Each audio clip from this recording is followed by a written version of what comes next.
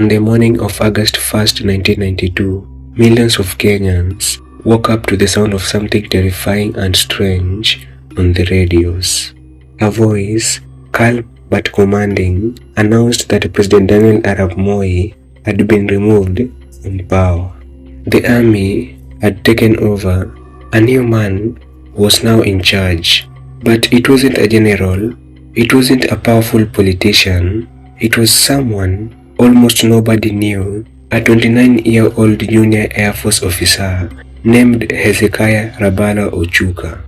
Yes, a man with no high rank, no real political power, and no national recognition had just declared himself the new leader of Kenya.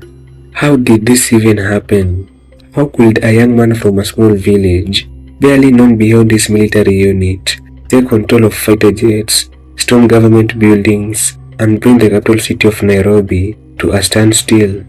Hezekiah Ochuka believed he could change the future. Instead, he changed his own fate forever. This is the shocking true story of Hezekiah Ochuka, the man who came this close to changing Kenya's history forever. Before we dive deeper, make sure to like and subscribe to be part of a growing community that uncovers powerful untold stories.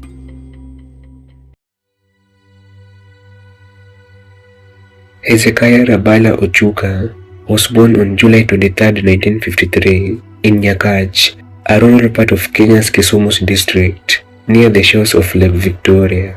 Growing up in Nyanza province, a region marked by political tension and economic marginalization, Ochuka came of age in the aftermath of Kenya's independence. His low ethnic background placed him in a community that increasingly felt excluded from the centers of national power. In a household shaped by discipline and ambition, Ochuka was determined to rise beyond the limitations of his rural upbringing. He excelled in his studies, particularly in technical subjects, and gained admission to Naki Kabete Technical School, a prestigious institution that trained young Kenyans in mechanical and electrical skills. There, he distinguished himself as a focused and intelligent student with a particular interest in aircraft systems and mechanical engineering. In 1976, fresh from his technical education, Ochuka joined the Kenya Air Force, one of the most elite and modern branches of the military at the time. His entry into the military marked the beginning of a rapid transformation. Trained as an aircraft technician, he was stationed at Isli Air Base in Nairobi, where he worked on maintenance and system operations for military craft. Although he held the low rank of Senior Private Grade 1, he quickly became known to his peers for his boldness and political awareness. He was outspoken, well-read, and critical for both Air Force internal hierarchies and the broader political environment under President Daniel Arap Moi. While senior officers largely kept their loyalties in check, Ochuka's dissatisfaction smeared into a quiet organizing. He developed a strong rapport with other junior servicemen who felt sidelined by poor wages, slow promotions, and what they viewed as growing tribal favorism within the armed forces. Despite lacking formal authority, Ochuka's natural leadership and persuasive voice gave him disappropriate influence among the lower ranks.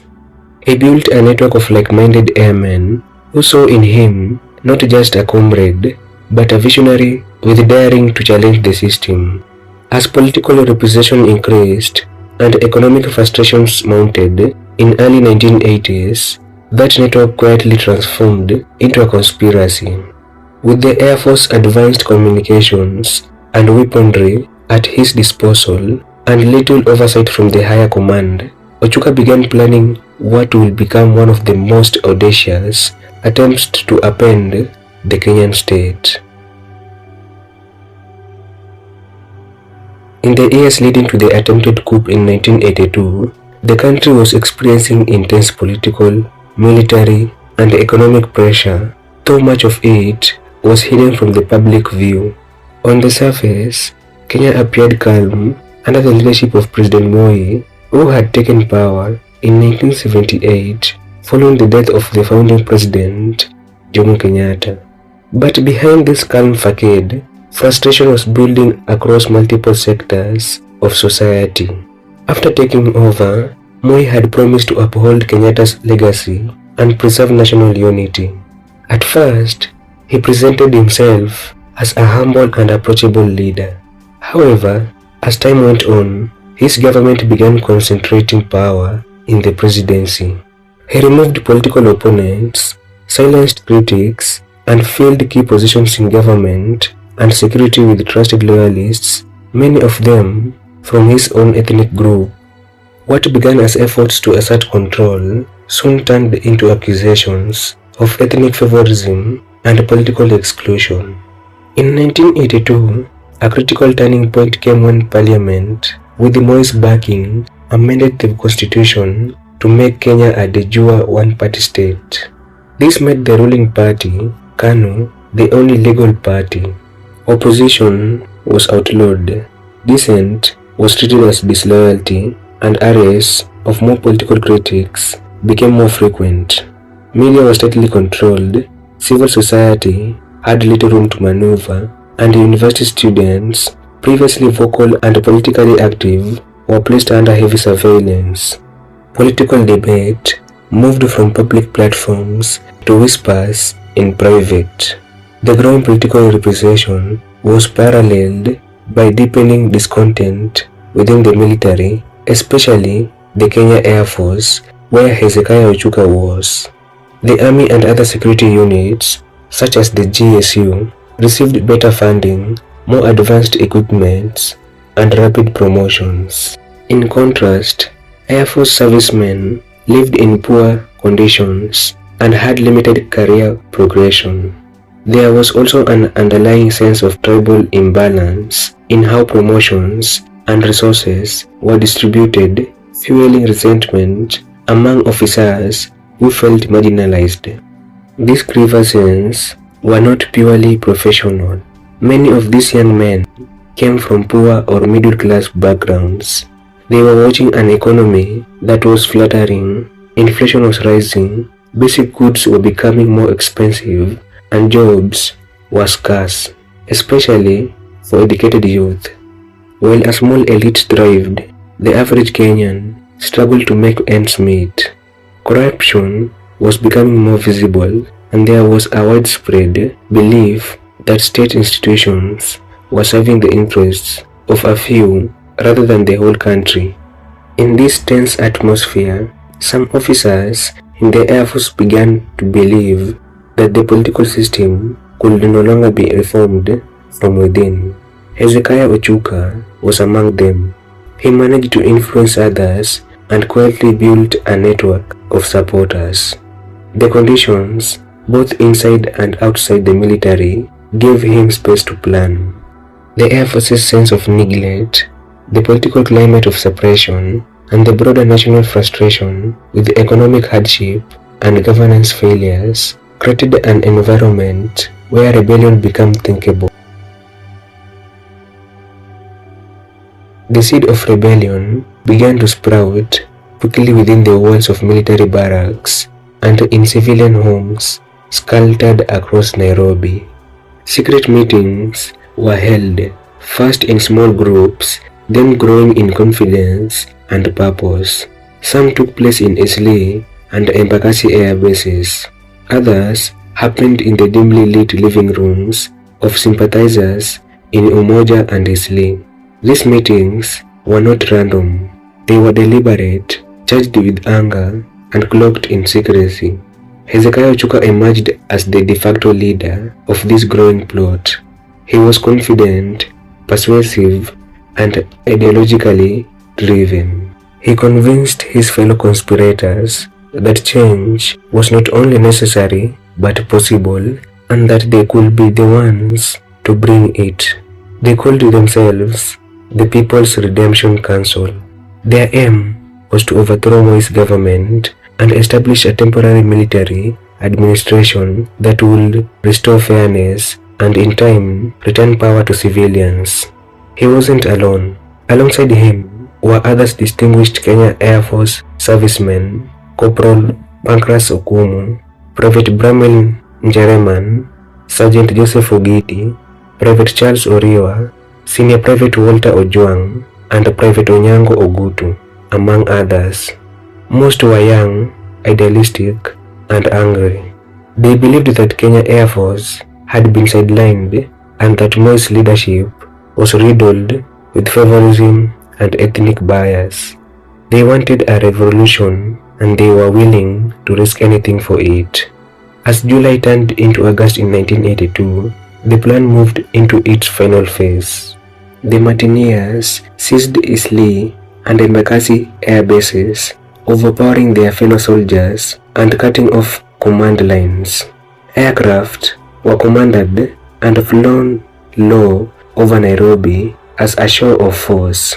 At the national broadcaster, the rebels burst in, cut regular programming, and broadcast their message. Hezekiah Ochuka's voice rang out over the radio, declaring that President Moi had been overthrown and a new military government was in place. He announced himself as the new leader and claimed the country was now under the control of the People's Redemption Council. For a few hours, chaos reigned in Nairobi. Shops closed, public transport halted, citizens stayed indoors, listening to radios and wondering what had happened. But even as the coup leaders celebrated early gains, loyalist forces had begun to regroup. The Kenya Army, General Service Unit (GSU), and police were not part of the rebellion. They quickly mobilized under the leadership of Major General Mahamoud Mohammed, who personally led troops into Nairobi to put down the uprising. The response was swift and brutal. Fighting broke out near the air bases and the national broadcasters' offices. Rebel soldiers were outnumbered, outgunned, and poorly coordinated. By the afternoon, the coup had collapsed. Government troops had retaken the bases. Dozens of soldiers and civilians lay dead.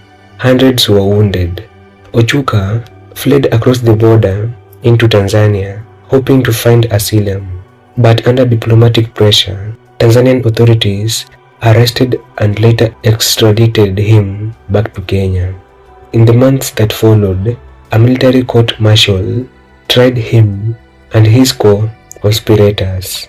Several, including Ochuka, were found guilty of treason and sentenced to death. In 1987, he was executed along with others who had played key roles in the coup. The fallout was severe. The Kenya Air Force was disbanded, its leadership purged, and it was placed under the command of the army. Hundreds of personnel were dismissed, arrested, or blacklisted. The Moi government used the failed coup to justify crackdowns on political opposition, university activism, and free expression. Kenya entered a period of tighter state control and growing authoritarianism. Hezekiah Ochuka remains the only man in Kenya's history to rule the country for only 6 hours without being elected or officially appointed. His brief moment in power lives on not just as a failed military uprising, but as a reflection of deep frustration that existed in Kenya's post-independence era. His story is not one of the glory, but of ambition colliding with reality and of rebellion crushed by a government determined to hold power.